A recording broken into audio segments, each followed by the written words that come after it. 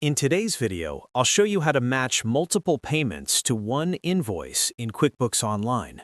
This is useful when a customer pays an invoice in installments and you want each payment properly recorded while keeping everything linked to the same invoice.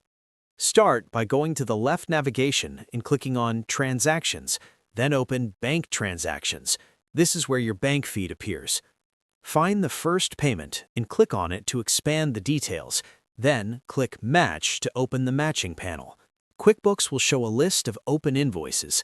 Locate the correct invoice and check the box next to it, then click Match to confirm.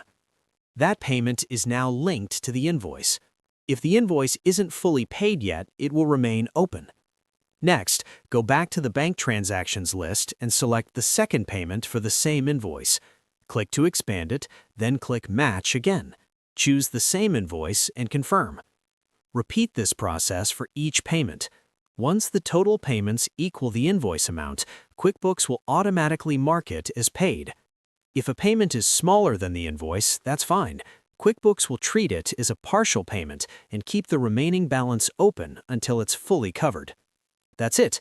You've successfully matched multiple payments to one invoice in QuickBooks Online.